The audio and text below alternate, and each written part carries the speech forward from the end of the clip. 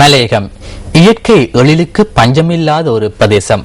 அதே போன்று அங்கு வாழும் மக்கள் எதிர்நோக்கும் துயரங்களுக்கும் பஞ்சமில்லை. அக்குரணையிலிருந்து குறுகொட ஊடாக பங்குல்லாமட செல்லும் பிரதான வீதியே இது.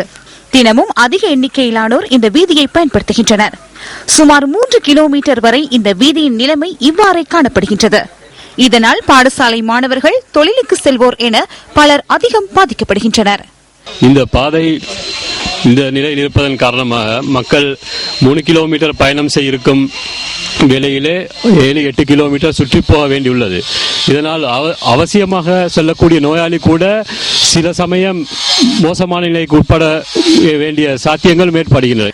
3 வருடங்களுக்கு முன்பு இந்த வீதியை புனரமைப்பதற்காக இவ்வாறு கற்கள் குவிக்கப்பட்டிருந்த போதும் அதன் மூலம் எந்தவித பயனும் கிடைக்கவில்லை. பாதையில் இப்ப கல்லு கொண்டு வந்து போட்ட இடங்களில் இப்ப கல்லுக்கு மேல எல்லாம் மரங்கள் எலும்பி மரங்கள் கூட பூத்து காய்க்கும் அளவுக்கு வளர்ந்து போய்த்திருக்கிறது. கல்லெல்லாம் அடிப்பட்டு போயிருக்கின்றது. வீதி புனரமைக்கப்படாமையினால் பஸ் சேவைகளும் இடைநிறுத்தப்பட்டுள்ளதாக பயணிகள் அங்கலாய்க்கின்றனர். இந்த பாதை ஏறக்குறைய சரியான முறையில் செய்யப்பட்டு ஒரு 15 வருடத்துக்கு மேலாகின்றது. நோயாளிகள் போகும் ஒரு கஷ்டமான நிலை ஏற்பட்டுள்ளது. இங்கு பஸ் சேவை 2 உள்ளது. அதில் அரசாங்க பஸ் வந்து மிகவும் கஷ்டமான நிலையில் அது இங்கே உள்ள டிரைவர்னால ஒரு அளவுக்கு கஷ்டப்பட்டு ஓடுறாரு. அது கிழமையில 1 நாள் 2 நாள் தான் முழுமையாக ஓடிக்கொண்டிருக்கின்றது. அது ஸ்கூல் பிள்ளைகள் அதனால் பெரும் பாதிப்புக்குள்ளாக இருக்கிறார்கள். இந்த வீதியை புனரமைப்பதற்கு உரிய அதிகாரிகள் நடவடிக்கை எடுப்பார்களா? நியூஸ் ஃபர்ஸ்ட், உங்கள் வாழ்க்கை எங்கள் செய்தி. விளம்பரங்களின் பின்னர் நியூஸ் ஃபர்ஸ்டின் வீக்கெண்ட் பிரதான செய்திகள் தொடரும். செய்திகள் தொடர்கின்றன. சபுகஸ்கந்த எண்ணெய் சுத்திகரிப்பு நிலையத்தின் பணிகள் தொடர்ந்தும் ஸ்தம்பிதம் அடைந்துள்ளன. போதுமான அளவு மசகு எண்ணெய் கிடைக்காமையினால் 2 வாரங்களுக்கு முன்னர் இதன் நடவடிக்கைகள் நிறுத்தப்பட்டன. தற்போது மசகு எண்ணெயை ஏற்றிய கப்பல் ஒன்று கொழும்பு துறைமுகத்தை அடைந்துள்ள போதிலும் எரிபொருள் விநியோக கட்டமைப்பில் ஏற்பட்டுள்ள சேதம் காரணமாக அதனை சபுகஸ்கந்த எண்ணெய் சுத்திகரிப்பு நிலையத்துக்கு விநியோகிக்க முடியாமல் போயுள்ளது. ஈரானில் இருந்து கொள்வனவு செய்யப்படுகின்ற மசகு எண்ணெயை சுத்திகரிப்பதற்கு ஏற்ற விதத்திலேயே சபுகஸ்கந்த எண்ணெய் சுத்திகரிப்பு நிலையம் நிர்மாணிக்கப்பட்டுள்ளது. ஈரான் மீது அமெரிக்கா விதித்த தடையை அடுத்து அங்கிருந்து கொள்வனவு செய்யப்படும் மசகு எண்ணெய் தொடர்பில் வரையறைகள் விதிக்கப்பட்டன. இந்த பின்புலத்திலேயே ஈரானில் இருந்து இறக்குமதி செய்யப்படுகின்ற மசகு எண்ணெய்க்கு ஏற்ற விதத்தில் வேறு ஒரு நாட்டிலிருந்து எண்ணெய் கொள்வனவு செய்ய வேண்டிய நிலை ஏற்பட்டது. அமெரிக்கானு சம்பாதகாவட்ட கடந்த 40 வருடங்களாக ஈரானின் லைட் எனப்படும் மசகு எண்ணெயை நாம் சுத்திகரிப்புக்காக பயன்படுத்தினோம். அமெரிக்காவினால் விதிக்கப்பட்ட தடையை அடுத்து ஈரானில் இருந்து எமக்கு எண்ணெய் கொள்வனவு செய்ய முடியாமல் போனது. எனவே அன்றிலிருந்து இன்று வரை எந்த ஒரு சந்தர்ப்பத்திலும் ஈரானில் இருந்து மசகு எண்ணெயை கொண்டு வர முடியவில்லை. எனவே எமக்கு ஏற்ற வகையிலான சாதாரண விலையில் மசகு எண்ணெயை பெற்றுக்கொள்வதற்கு நாம் தொடர்ந்து முயற்சித்துள்ளோம். கலப்படம் செய்யப்பட்ட எண்ணெய் வகையே எமக்கு கிடைத்துள்ளது. எனினும் ஈரானின் மசகு எண்ணெய்க்கு ஏற்ற வகையிலான எண்ணெயை கொள்வனவு செய்வதற்கான வாய்ப்பு உள்ளதாக பெட்ரோலிய சேவைகள் தொழிற்சங்க சம்மேளனம் தெரிவிக்கின்றது. மலேசியாவின் எண்ணெய் சிறந்ததே. எனினும் நேரடியாக உடன்படிக்கையில் ஈடுபட வேண்டியுள்ளமையினால் அதனை கொண்டு வருவதில்லை. இலாபத்தை கருதி வேறு மசகு எண்ணெயை கொள்வனவு செய்கின்றனர். නියමිත පරිදි ගිවිසුම් බොරතෙල් ගිවිසුම් ගත නොවීම මත මේ සියලු ආරවුල් මතුවන කියන එක පැහැදිලිව අපි සඳහන් කරන්න ඕනේ.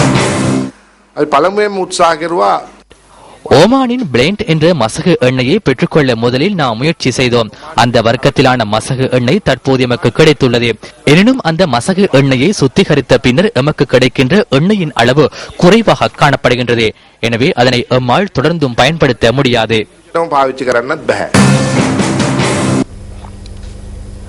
புத்தளம் சேத்தப்பள பகுதியில் 1.5 வயதான குழந்தையொன்று வீட்டுக்கு அருகிலுள்ள சிறிய தடாகம் ஒன்றில் வீழ்ந்து உயிரிழந்துள்ளது.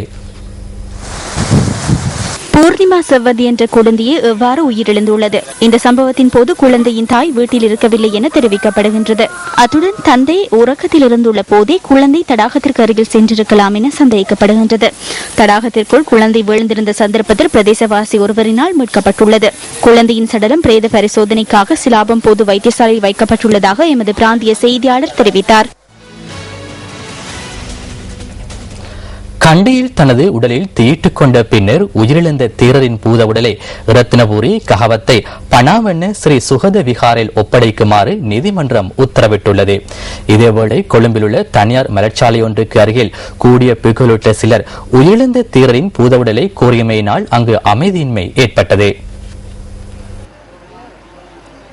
தனது உடலில் தீயிட்டுக் கொண்ட பின்னர் உயிரிழந்த போவத்தே இந்த ரத்ன தேரரின் பூதவுடல் கொழும்பு சட்ட வைத்திய அதிகார அலுவலகத்தின் பிரேத அறையிலிருந்து பொருளையில் உள்ள மலர்ச்சாலை ஒன்றுக்கு இன்று முற்பகல் கொண்டு செல்லப்பட்டது.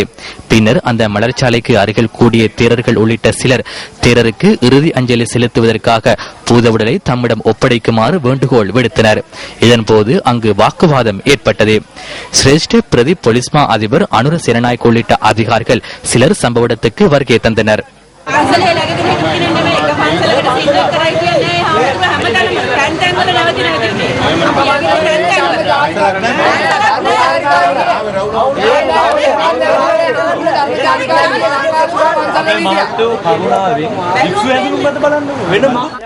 தேரரின் பூதவுடல் கஹவத்தை பிரதேசத்துக்கு கொண்டு செல்லப்பட்டுள்ளமை பின்னர் இவர்களுக்கு தெரிய வந்தது.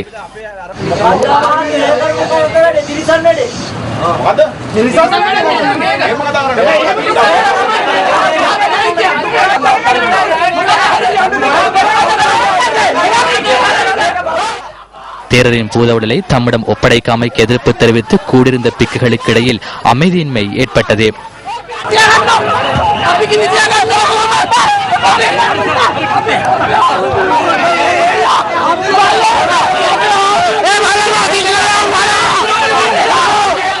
பின்னர் கூடியிருந்தவர்கள் மலர்ச்சாலைக்குள் பிரவேசிக்க முயற்சி செய்தனர்.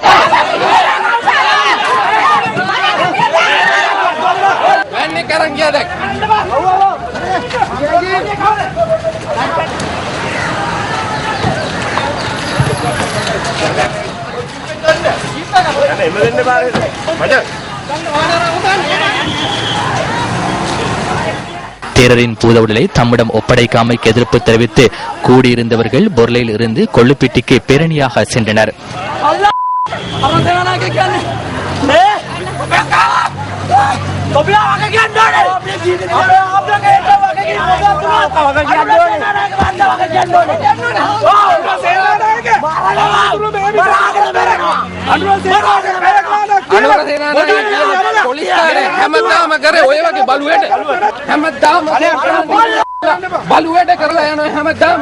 பின்னர் அங்கிருந்த குழுவினர் மீண்டும் பௌத்தாலோக மாவட்டத்தையூடாக முன்னோக்கி சென்றனர்.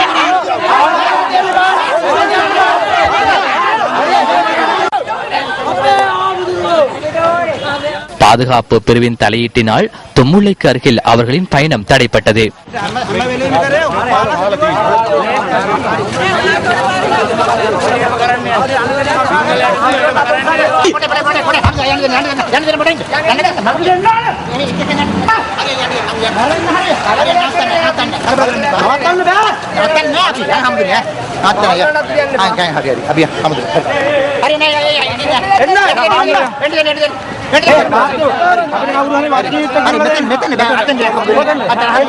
பின்னர் கூடியிருந்தவர்கள் கொள்ளுப்பிட்டி நோக்கி பேரணியாக சென்றனர்.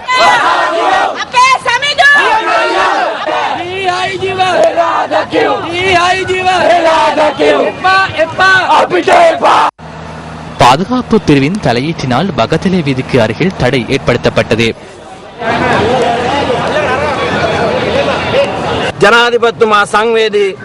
ஜனாதிபதியையும் பாதுகாப்பு செயலரையும் எமக்கு சந்திக்க வேண்டும். அவர்களினால் இதனை பொறுப்புடன் நிறுத்த முடியும். இந்த வேண்டுகோளை விடுக்கவே நாம் வந்துள்ளோம். நாம் கலந்துரையாடல் ஒன்றை ஏற்பாடு செய்யும் வரை நீங்கள் இவ்விடத்தில் இருங்கள்.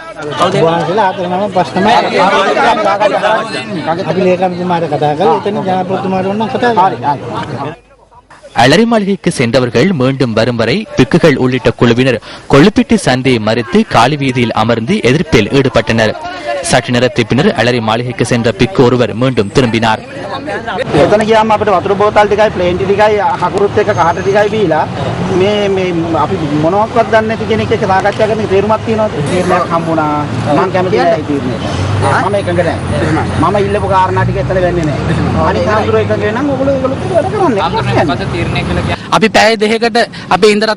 2 மணித்தியாலங்களுக்கு தேரரின் சடலத்தை கொழும்பில் வைக்குமாறு வேண்டுகோள் விடுத்தோம். எனினும் போலீசார் எமக்கு பொய் கூறி மோசடி நடவடிக்கையில் ஈடுபட்டனர். தேரரின் பூத உடலை வழங்குவதாக கூறி இறுதியில் பின்புற கதவினூடாக அனுர சேனநாயக்க உள்ளிட்ட சிலர் தேரரின் பூத உடலை திருட்டுத்தனமாக கஹாவாத்தைக்கு கொண்டு செல்ல நடவடிக்கை எடுத்துள்ளனர். போலீஸ் திணைக்களம் என்ற ரீதியில் அவர்கள் முன்னெடுத்த இந்த செயலை எண்ணி நாம் கவலை அடைகின்றோம்.